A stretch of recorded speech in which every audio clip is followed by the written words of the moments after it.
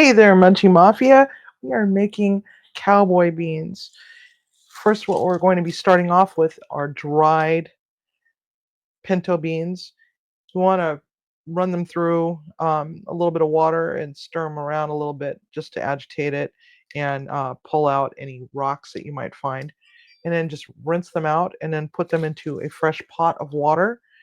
And there's no real need to soak your beans. You don't have to, but a lot of people do because they think that, oh, it's going to cook a lot faster. But in reality, they don't cook a lot faster. It's only like maybe a half hour of time. So why bother at this point?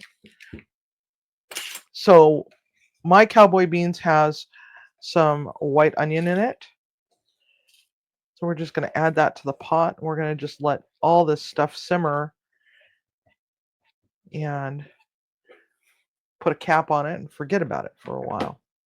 And that's what it's all about today, because we're going for easy and fix it and forget about it for a while sort of dishes. Of course, we need some smoked ham hock.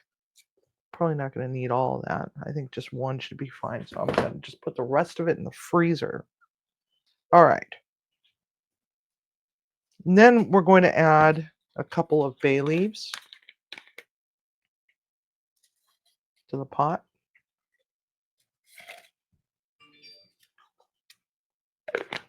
We'll pick those out later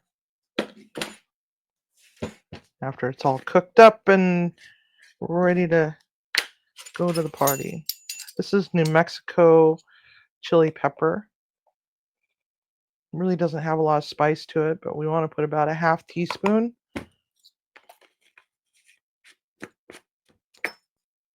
So, New Mexico.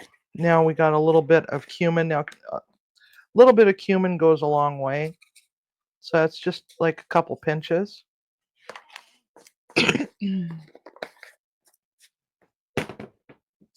Chili powder. I like to go a little heavy on the chili powder. So we're going to go a heaping tablespoon right into the pot. Ancho chili pepper. Love the flavor that this imparts, plus it gives it some really nice color. So not quite a tablespoon. That's 1 pound of pinto beans, by the way. All right. Now some smoked paprika. I hate these things. Usually I take those off and just forget about it. So a couple teaspoons of paprika. And just a little tiny bump of cayenne pepper. And when I say bump, I mean like a little tiny sprinkle, because we don't want to go too overboard. Now, we're going to just put this on the stove and get it to boil. Stick it right there. Turn it on high. And we'll be right back.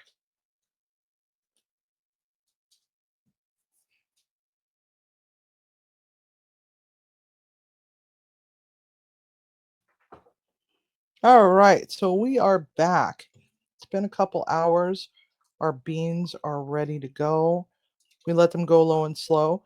Now, one of the things that kind of drives me a little bit crazy about dealing with dried beans and teaching people how to cook dried beans is that they don't cook them long enough. And the way that you tell if they're done is, number one, you'll notice that the skins are starting to crack. But number two, it's an old trick that my grandmother taught me a long time ago. Take a bean that has not, ow, that's hot, that's not cracked, and you just blow on it. And if the skin cracks, it's pretty well done. But give it a taste anyway, just to make sure. And yes, those are done. So we are going to now take out our smoked ham hock. We're going to add that back later.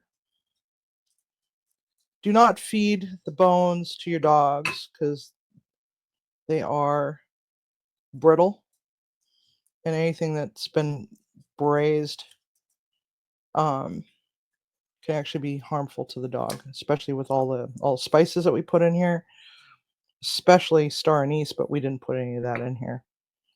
But so whenever you're braising meats, don't give the bones to the dogs.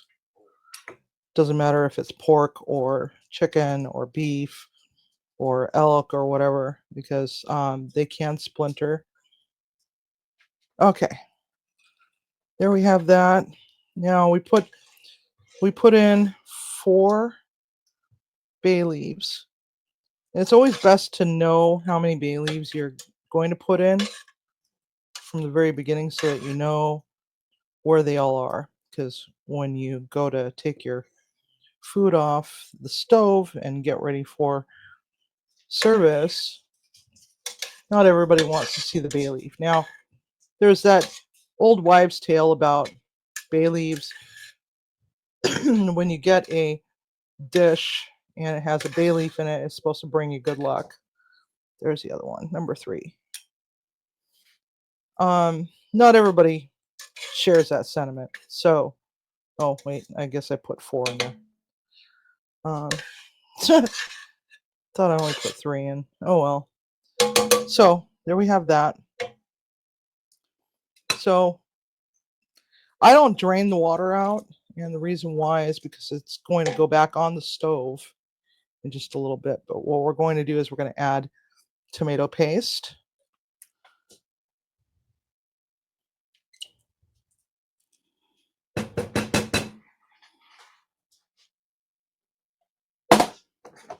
Whoops. Molasses.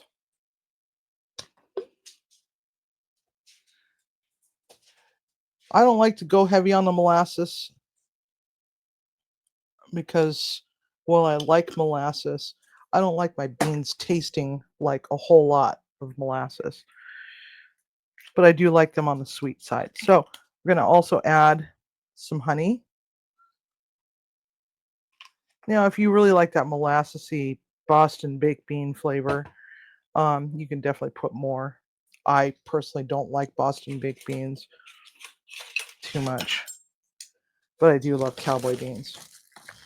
We're going to add a couple spoonfuls of brown sugar,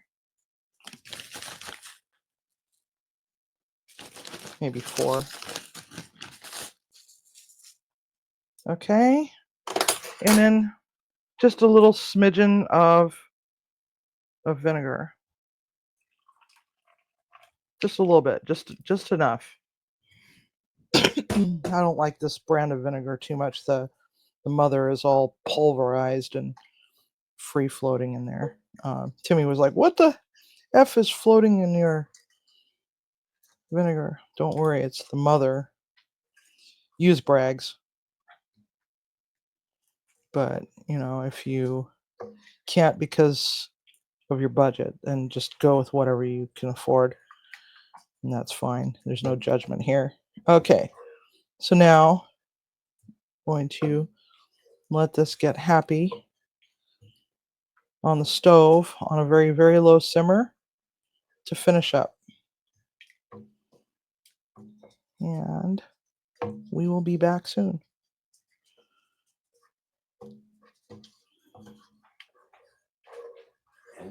Mm-hmm.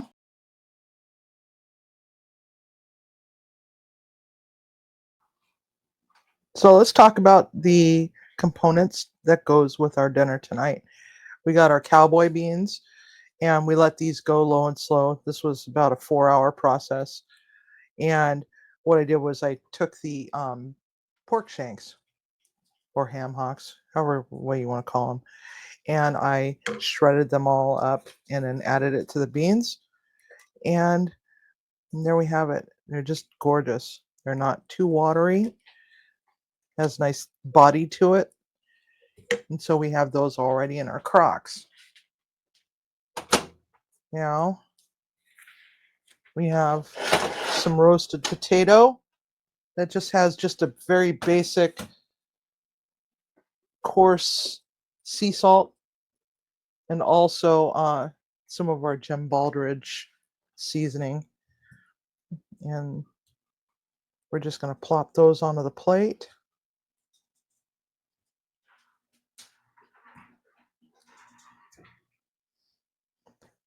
Yeah, pretty much everybody knows how to roast a potato. You just take some oil and your seasonings and you mix it all together and then massage it into the potatoes and throw it into a pan and stick it in the oven until they're done. I like to leave them whole when they're those little baby potatoes. So next we have some corn. It's got a little bit more of that Jim Baldridge because I'm obsessed, totally obsessed. And corn's not in season right now, so it's just frozen corn.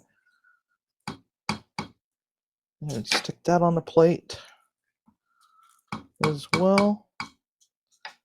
And what I basically do is I'll put the seasoning in, put a little bit of water, and a stick of butter, and call it a day.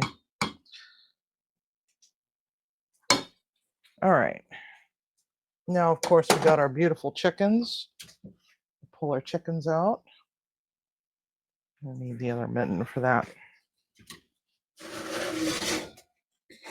Oh, God. Getting too old for this. All right. Now, our chicken is been in the oven for a little bit, but it started out in the smoker. It was roughly 2 hours. These are spatchcocked to make it go faster, but I needed to make sure that the skin got a little bit crispy because one of the things about cooking them low and slow with the skin on in a smoker is that they don't have a way to really get crispy. They end up actually turning out more rubbery than anything. So render, just pop it in the oven and render off the fat under the skin so that you can get a nice crispy skin, or reasonably crispy.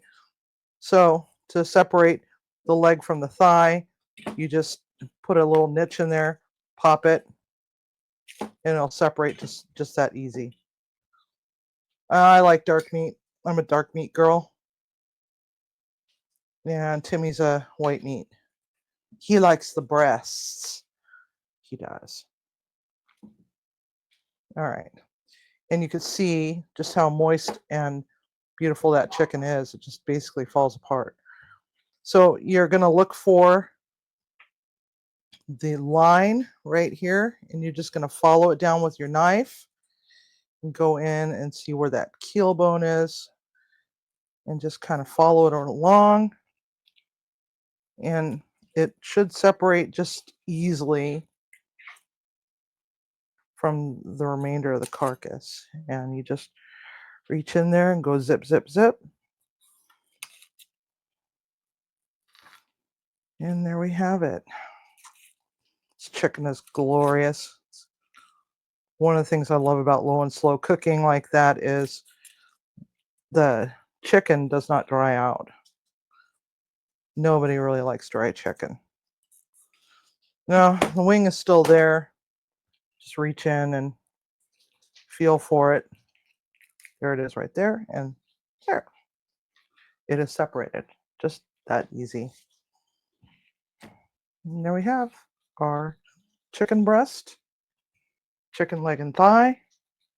Now, if you want to make it look nice and fancy, pretty, what you can always do is you can always cut the nub off of the end of the drumstick before you put it in your smoker, and that way all of the meat will start to shrink down onto the bulb of the leg, and you'll have this nice, pretty clean bone. It's Frenching the bone, basically. And there we have it, Munchie Mafia. We've got dinner tonight. Yay. It was quite the process. So let's go and take a lookie at our chicken. I'll show you both plates because we've got white meat and dark meat. So there we have it with our cowboy beans and some corn and roasted potato. And then here's our beautiful leg and thigh quarter with all the goodies. All right, Munchie Mafia, that's it for tonight. So thank you all for coming, and we will see you very soon. Don't forget, cook with love, eat with passion. Good night, everybody.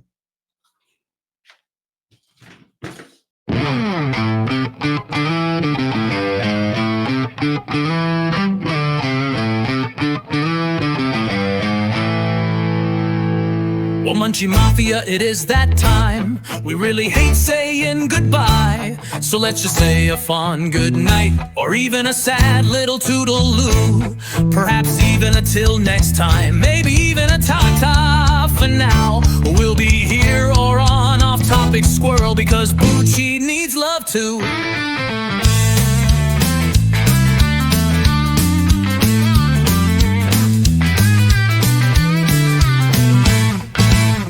Been really fun with all our friends, no matter if you're old or you're new. So before you let that door slam behind you, fondle that like button lovingly and go back to your life as it were before you hit that play button on YouTube. If you haven't yet subscribed to Munchie Mafia Official, now is that time. What's stopping you? Thanks for coming. Please remember, as you are in your very own kitchen and cooking for your family, community, and friends, to always cook with love and always eat with passion, unless it has Twizzlers in it. Whoever suggested that is going to hell. As Chef Stevie says, stir up some magic. Whiskey, and a little mischief. Bakey, bake a little mystery with the spinning wheel of misfortune.